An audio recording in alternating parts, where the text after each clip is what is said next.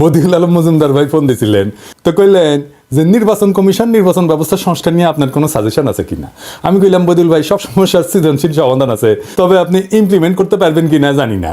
তবে শুধু আপনার সাথে কেন শেয়ার করব, সবার সাথে শেয়ার করি। তো আসেন আগে সমস্যাগুলো দেখি, আর দেখি আমার out of the box idea দিয়ে একসাথে কতগুলো প্রবলেম সলভ করা যায়। আমি প্রথমে বলে রাখি যে তত্ত্বাবধায়ক সরকার কনসেপ্ট এটা লং টার্মে ফাংশন করবে না, এটা করেনি, ইতিহাস সাক্ষী। মাত্র 3 টার্ম কাজ করেছে, এটা তারপরে ভেঙে গেল 2006 সালে। হাঙ্গারের পলিটিক্যাল পার্টিগুলা কোনো কমিটমেন্ট রাখে না, চেয়ারে বসলে একবারে ওইটারে জমিদারি বলে মনে করে। তো কোন কোন সমস্যার সমাধান আমার এই out of the box idea দিয়া সম্ভব, আসেন সেটা দেখি। 1 নম্বর হইতেছে রাজনৈতিক দলগুলো দ্রুত নির্বাচন চায়, এই সমস্যার সমাধান দেওয়া সম্ভব। 2 নাম্বার রাজনৈতিক দলগুলো বলে প্রফেসর ইউনূসের সরকারের ম্যান্ডেট নাই, এটারও সমাধান দেওয়া সম্ভব।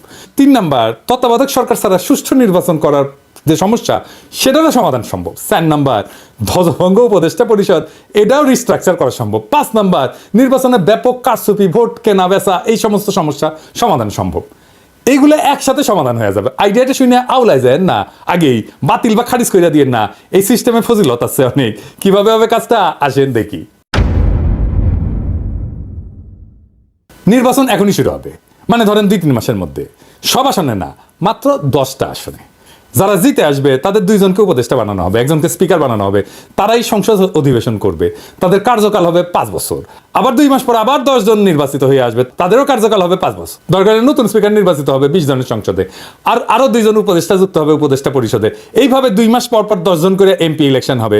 এমপিরা কিছু স্থানীয় কাজে যুক্ত হবেন, সচিবালয় সরকারি দপ্তরে ওভারসাইট করবেন, অধ্যাদেশগুলো যেগুলো করতেছে সেগুলো ভেটিং করবেন, তর্ক বিতর্ক করবেন, কোনো আইন প্রণয়ন করবেন না যতদিন না সংসদ পূর্ণাঙ্গ হয় বা কমপক্ষে 150টা আসন পূর্ণ হয়। এইভাবে প্রত্যেক 2 মাস পর পর উল্টা দিকে 5 বছর পর যাইয়া 2 মাস পর পর 10টা করে আসন খালি হবে, ফাঁকা হবে, সেই আসনে নির্বাচন হবে, তাই না? 5 বছর পরে এতে সুবিধা কি হবে?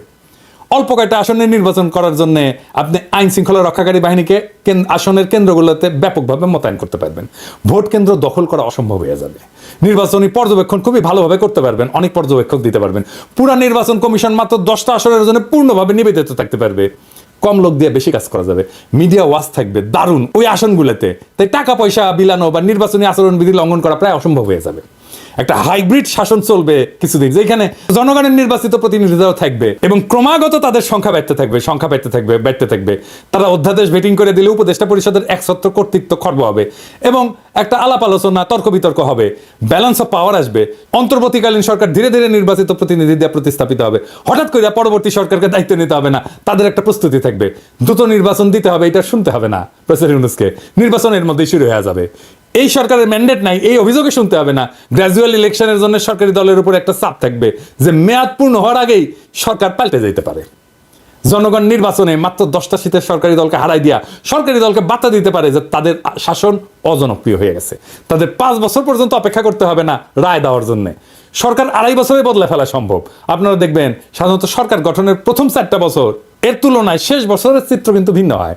কিছুটা সংযত হইয়া শেষ বছরটা সরকার, সরকারি দল, নেতাকর্মী অনেকটাই জনবান্ধব হওয়ার চেষ্টা করে। কারণ একটাই, যে সে তার ইমেজের যে ক্ষতি হয়েছে সেটা সরকারের শেষ বছরে ভালো করতে চায়।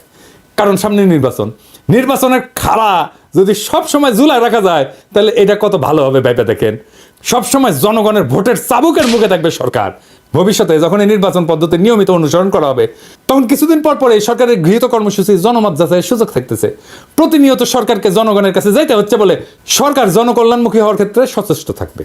এইবার 300 আসনের নির্বাচন সম্পন্ন হয়ে গেলে, সকল আসন পূর্ণ হলে সংসদ প্রধানমন্ত্রী নির্বাচিত করবে আর প্রফেসর ইউনূসকে প্রেসিডেন্ট নির্বাচিত করবে। পাওয়ার ট্রানজিশনটা গ্র্যাজুয়াল হবে, অ্যাব্রাপ্টলি বিদায় নিতে, হঠাৎ করে বিদায় নিতে হবে না। সব অন্তর্বর্তীকালীন সরকারের এক্সিট প্ল্যান নিয়ে দুর্ভাবনা থাকে, কিভাবে তারা শাসনটা শেষ করবে সেই দুর্ভাবনা এখন আর থাকলো না। এক্সিট এর মধ্যে দিয়ে পরিকল্পিত হয়ে থাকলো। একসাথে কতগুলো সমস্যার সমাধান হলো দেখেন। এখন এই 10টা আসন কিভাবে নির্বাচন করা হবে সেটা দৈব চয়নের মাধ্যমে হইতে পারে। এই ধরনের নির্বাচনী ব্যবস্থা কি কোথাও আছে? না, নাই। আপনি সারাক্ষণ শুনবেন out of the box idea, বের করো, কিন্তু যখন সত্যি out of the box idea নিয়ে আসবেন, সৃজনশীল সমাধান নিয়ে আসবেন, দেখবেন গা মুচড়ামুচড়ি করিচ্ছে সবাই।